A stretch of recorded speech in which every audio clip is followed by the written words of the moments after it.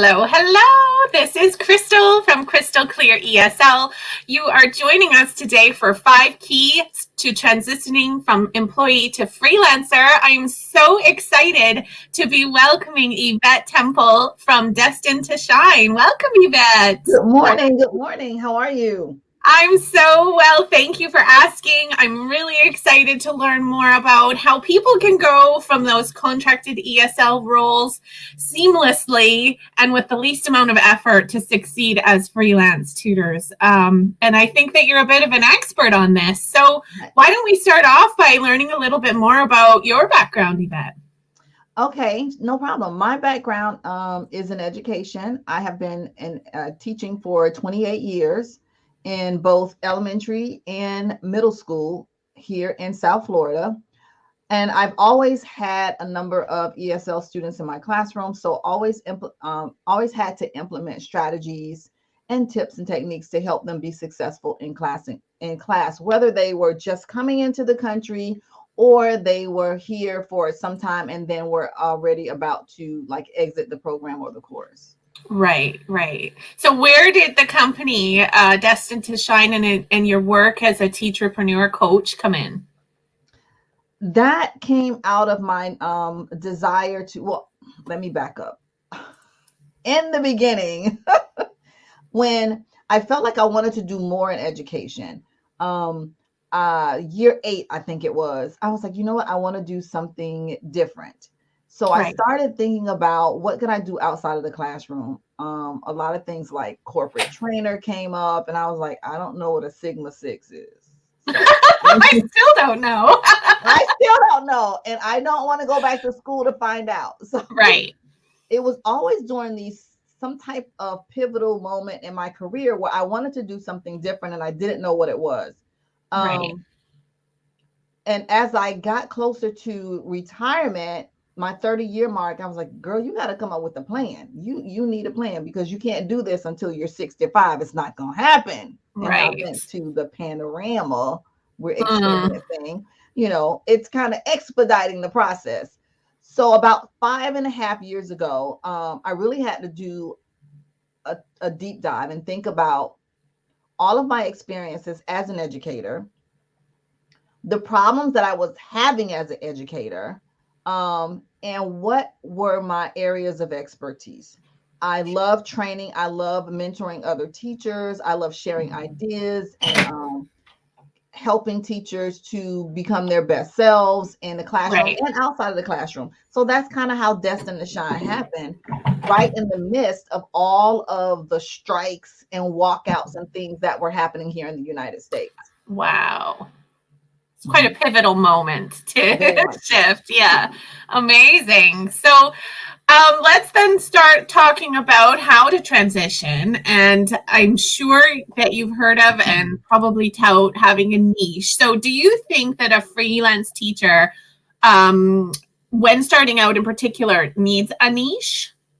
Very much so, because as educators, we already wear so many hats. And when you want to step into freelancing and entrepreneurship as a whole, you have got to narrow down your area of expertise. It's different being in the classroom and being a jack of all trades than trying to start a business and having all of those skill sets, because we're going to talk about this a little bit later. You have to identify who your audience is, and your niche helps you to do that. I see. So it's like specifying exactly what kind of student you're going to go for and how to set yourself apart really from the millions of other teachers out there. Yes. That's fair enough. So how is being an education employee or contractor different then to being a freelance business owner? Being a contract, you are definitely working. It's being an employee, period. It's you're working on somebody else's time, somebody else's schedule, somebody else's pay rate. You're doing the thing that they want you to do. Even if you started off in this position thinking it was the right position or place for you to be, as that company changes, it may no longer suit your needs and what you want to do. As a contract or freelance employee, you always have the option of saying yes or no to any type of work. Okay, fair enough. Who you work with, what pay rate you schedule, when you want to work, how you want to work, the people you want to work with. In a classroom or as an employee, you don't get those opportunities to choose. Right, right. So it boils down to having more choices, definitely. And that I think is like the crux of where all the pros and cons come from, isn't it? In a way. Yes. It's that having Sort of that freedom to choose, right? Right. Having that, not having that glass ceiling when it comes to opportunities or even expanding your business. Yeah. Right. There's always a glass ceiling when you are the employee. They can always tell you, no, you can't have the promotion. No, you can't have the raise. As a freelancer, you decide when, where, and how. Exactly. Which I suppose could also be taken as a bit of a negative, especially during the startup period when there's so many critical decisions that have to be made, and the onus is 100% on that freelance individual. So it's a responsibility as well as a choice, I guess. It definitely is. And that's a big difference from being, and I think that's part of the reason why a lot of employees or educators stay in the positions that they're in, because they don't have to make the hard choices. Right. Yeah, you're absolutely right. The ones that just want to sort of coast along and take that easy route, maybe. But I mean, it's hard and easy in different measure, right? Like different things will be a challenge for sure. And so it's just my belief that if you're going to work that hard and that much for somebody else, you may as well put that much effort, time, and energy into building your own brand. Absolutely. Yeah, absolutely. It's perfect for the perfectionist and the go-getter. But you do suggest that 5 steps are necessary to adapt from contractor to freelancer. So let's start there. Why don't you tell me about step 1? All right, let me see if I can share. Can we share this? How does it work? It's up there now. You can. Okay. Yeah. All right. Are we seeing the full screen now? At the moment, we're just seeing the slide panel. Do you want to? Let's change that. Yeah. Do you want me to take it off and try again? Yes. Okay, it's gone.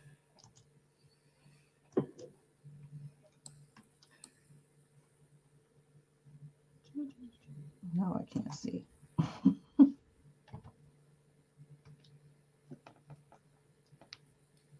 I think that our watchers will appreciate this first step, which is to face your fears. I think it stems from what we were just saying is if you are too comfortable in your employed role or your contracted role and not sort of brave enough to face your fears, then the challenge of moving from freelance to, or from, employed to freelance can seem overwhelming, really. That's definitely so. And I'm having some difficulty. I don't know why I can't get the full screen to come up, but we'll just go right into it. I'll just look at my screen. So facing your fears is number 1. Step number 1, you have to start with why. Why is it that you want to be a freelance tutor or educator? Why do you want to work for yourself right now? And the one thing I find that it cannot come from a place of desperation.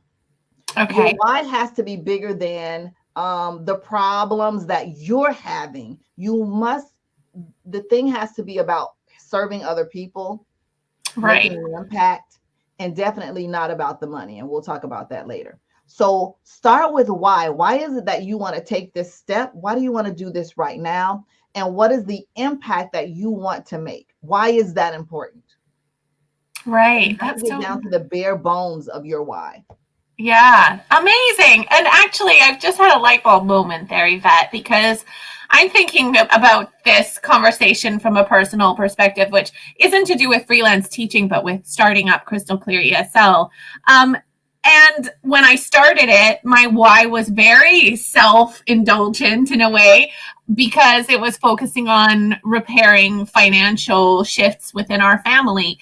And it was a slow burner for those first 8 months. And then when the bottom fell out of the China market in the ESL industry, my why quickly shifted to being able to pay forward my experience and what I had to offer to repair other people's financial situations by providing them maybe with a piece of their puzzle that would enable them to go freelance. And that's where my successes came. It was like bling, you know, and then the business took off more or less because maybe because my why shifted from helping myself, as you say, to really being able to help others and having such luck and gratitude to do that. Yes, and we're going to talk about that a little bit in a different step. So yes, okay. I want to start with why, and then develop your exit strategy, because we're still on facing your fears.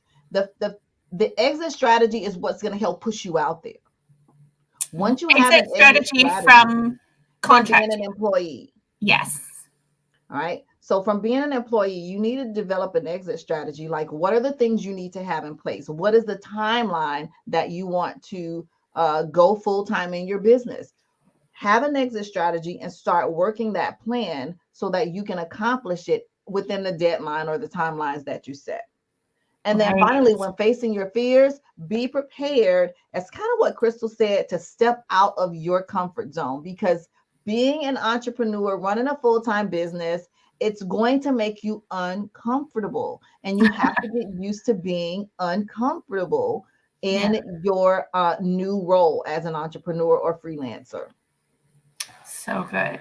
Right. Cool. So from there, you go on to step 2, which is about developing an entrepreneurial mindset. So tell us what that means to you.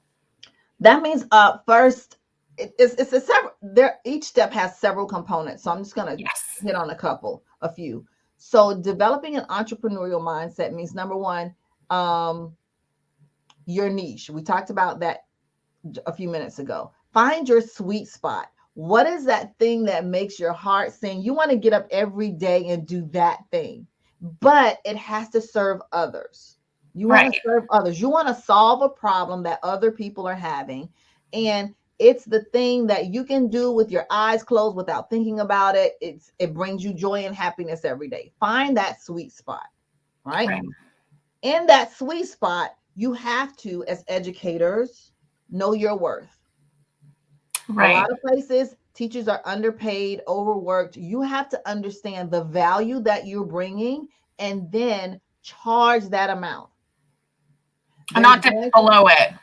Not below it. I've seen teachers that make, let's say, they make $35 an hour on their job, and we say teachers are underpaid, and then you want to go out and tutor and charge $15 an hour. Well, hello, somebody. That makes no sense. The math is not mathing.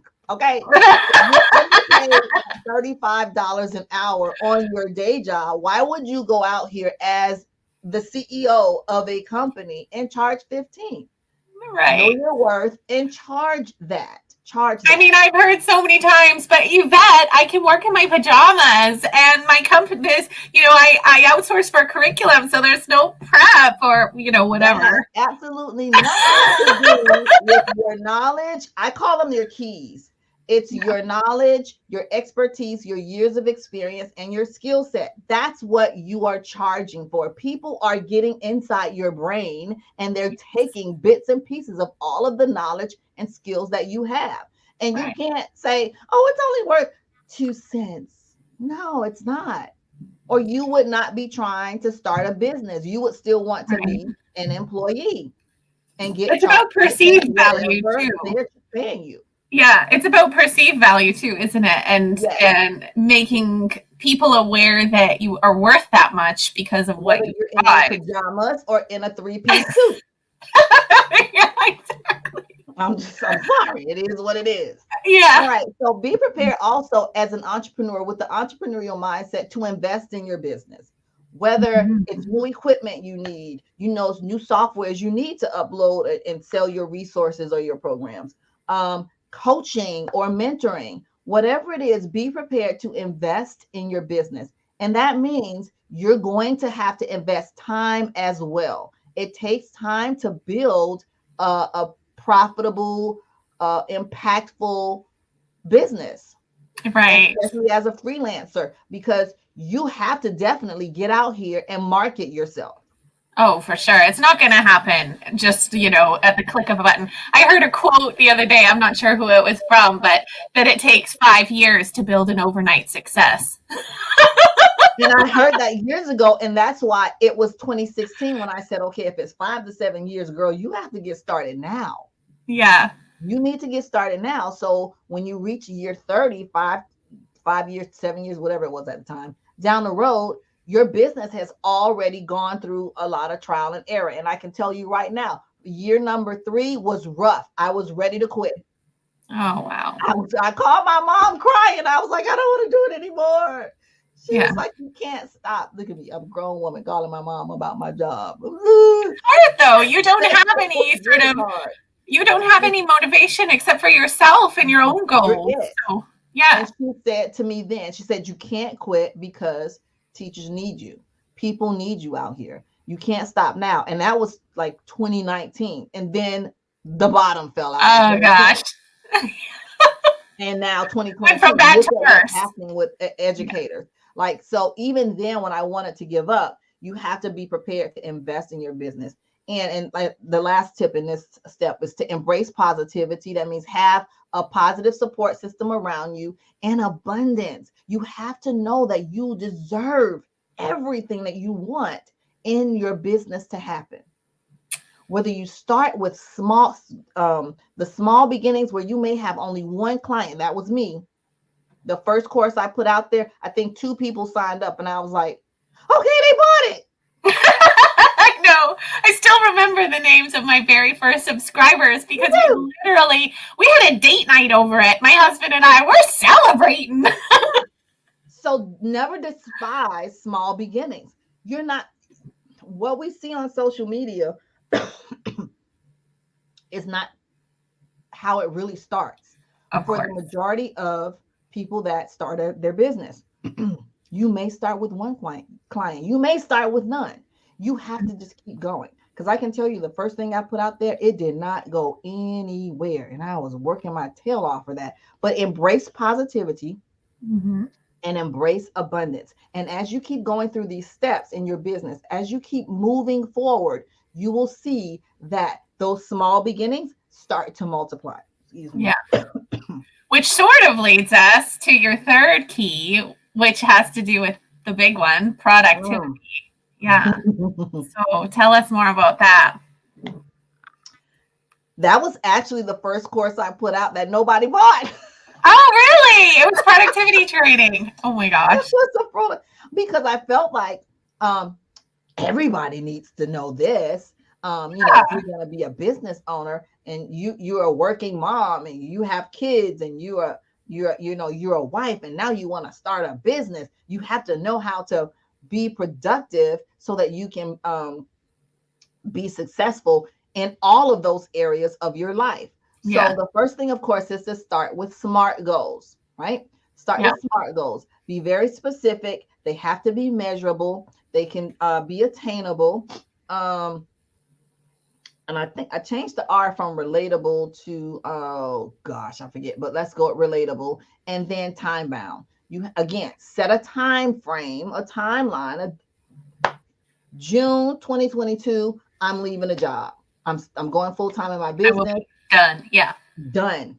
If that's the timeline, everything else needs to fall in line. And what you do next is develop that action plan that's going to get you to meet that deadline at June 2022. Right. Now, here's the problem where most people fall off. They make a nice, pretty outline. They have all their goals written out, and then they don't execute. You have to execute the plan. Yeah.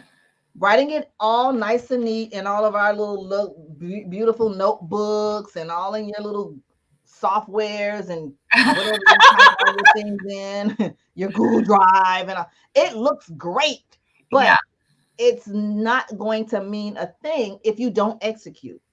Right. So you have to execute the plan. The other thing in productivity is to develop a work schedule. So whether you task block like I do, I'll show you one little piece of my paper. You do a little task blocking where, and I'm a teacher, so it's color coded. It's color coded, and you block off times of day So that you're this is going your to week. do Yeah. certain things, then you hold yourself accountable for getting it done. It Right. also doesn't put so much on your plate where you feel like I have a million things to do. I'm never going to get it done. Right. So What do task you do blocking is though if amazing. something comes up? What do you do if something comes up and sort of diverts the plan? Well, it's easy to reschedule. So this, when we schedule this, I normally have physical therapy in the morning, and I was like, okay, I'm doing this at 8 o'clock. I have to reschedule physical therapy, so I can shift things around. You have to be flexible because it's not Yes. always going to happen the way you want it to happen. That's part of being your own boss. Because before at the job, sometimes that was somebody else's, role to handle the Absolutely. things when the balls fall out of the sky. That was you just say, okay, this happened. The door fell off my cabinet. Call maintenance. Well, if the door falls off the cabinet at home, you need to Your fix it. maintenance. Get your hammer, get your screwdriver, and let's go. Put the task down and let's go fix it up. Okay, Right. so be flexible in your task blocking in your work schedule, but do whether it's 2 hours a day, an hour and a half, whatever you can do, but keep moving forward in your business. Okay. Good one. Love it. Cool. Are we on step 4 now? We're on step 4, and before we start step 4, I'm gonna give you what do they call it? The warning label that comes up.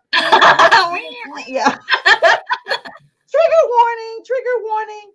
All right, for my newbies, if you're just getting started and you were like me because you like things to be all pretty and color coordinated and all that good stuff, first things first, your logo and your brand colors are not that important. Whoa. I warned you. I warned you. Yeah. Poof. Like, nobody's buying your brand because you have a pretty pink color and they like your logo is on point. They no. So Right. don't even start with that. And that's where I spend a lot of time. I'm like, but I have to have a logo and I want to be able to put my logo on everything. Your logo doesn't have to go on everything. Right. And you don't need to spend time or money, twiddling around with that. You need to get out here and start putting things in place so you can serve your audience. Okay. Right. And as a So, teacher, they're not buying a logo. They're buying a service and they're buying a relationship and they're buying progress. right. Which we're gonna get to. Right. So, okay, I know I just broke somebody's heart. I'm sorry, but not Yeah, sorry. you did. So, Yeah. but not sorry. All right. So the next part is the creating a unique. I got a piece of hair going in my eye. Brand identity is to get your mission statement and your core values clarified. Develop them so that they are crystal clear and that you can you like that? So that you can translate that over to your audience because they want to know, like, what is your company about? What do you Right. stand on? What are your beliefs? And how can your brand serve me other than the next brand that's the next tutor or the next freelancer? So your core values need to speak to that. Your mission statement should be so clear that if somebody comes across you on social media, they go to your website, they read your blog, that they understand very clearly who you are and what your brand and your business is about. And they can determine in an instant if your brand is going to kind of match up to what they're looking for. Then they will go further. Okay. It's Absolutely. not going to be based on your colors and your logo. So don't even know that. They're not looking for that. Good. Good All right. advice.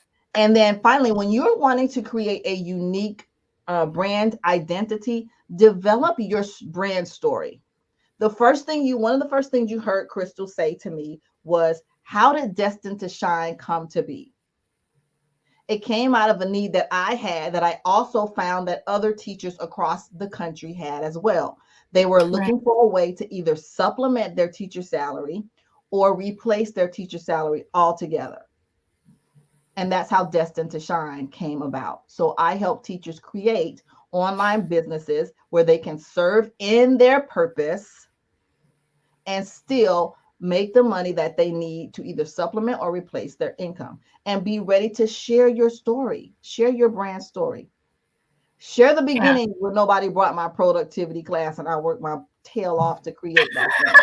You have to be willing to be authentic and transparent so that that's where your clients are going to come from, as Crystal said. Sharing your story. You want to build relationships, and we'll talk about that in the next one.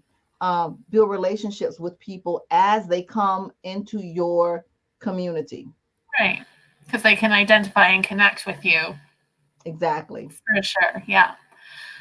Okay. Wow.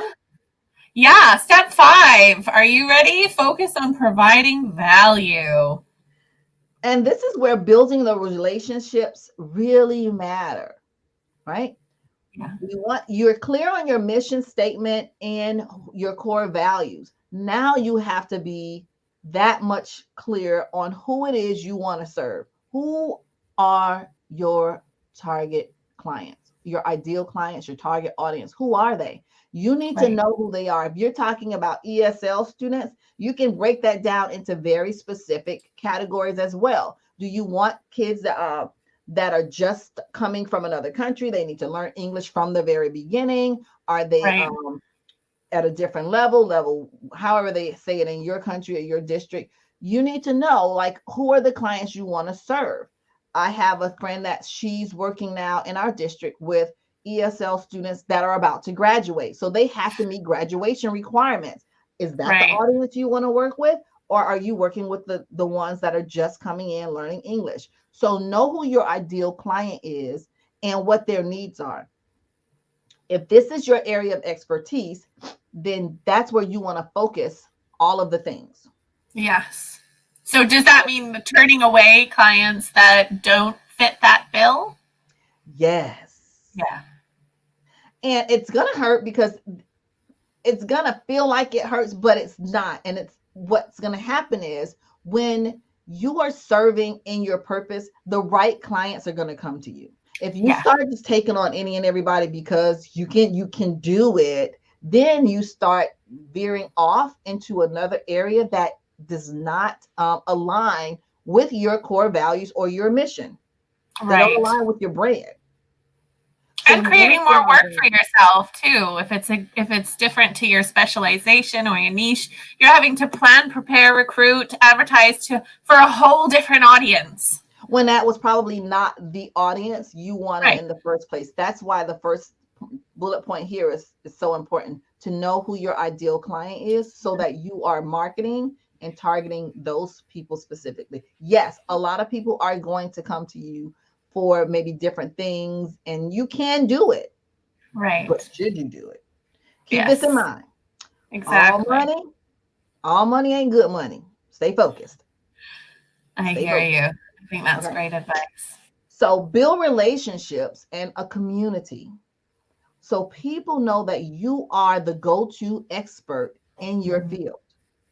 They're going to come to you to ask all the questions. They're going to come to you for the results. They want to come to you to see what you're offering, how you can help, when's your next whatever it is you have, or do you have something that can help me with A, B, C, or D? So build relationships and start building a community, whether that's on social media, on a Facebook group, you have an email list, however you're going to be in contact and constantly in touch with the people by dropping, little tips or tidbits or tools or strategies that they can do, and keeping them abreast to what's happening new in the land of ESL, something new you just learned about. Build a community so they always come to you for what they need. Not somebody else. And then focus on service, not the sale. Focus on helping and providing the service. Focus on giving them what it is they need, what they want, but didn't know they needed. Right. So that's where you're going to go a little bit above and beyond. They're going to come to you and ask you maybe about phonics, but then you can throw in something else about how phonics helps to build vocabulary and then lean into comprehension, all of that type of thing. So you're going to give them what they came to you looking for, but also what they didn't know they needed. So focus on providing the service. Because that's what really secures it. I'm sorry? I was just saying that's what really secures the ongoing relationship, isn't it? The ongoing relationship, and it gets you referrals. they're going to now refer you to other people. And this is how your freelance business is going to continue to grow. Right. So those are my 5 keys, Crystal. Wonderful. I love them. So, do you think that a new freelancer has to pay to advertise their business, or how can they reach prospective students? I don't think a new freelancer should pay to advertise. I know that's the big thing right now, but you want to grow your audience organically. Right. So that means get out here, be visible, start letting people know who you are and what you do. Whether it's word of mouth, tell your neighbors, your friends, your whoever. We used to call it the Frank list. Your friends, relatives, all those people. Yes. Your kids' contacts and all. Yeah, go through your Frank list. But now with social media and there's so many platforms, you can start here. Mm-hmm. You can go live and talk to millions of people. Right. Exactly. Yeah. For free. On almost every platform, there's a live streaming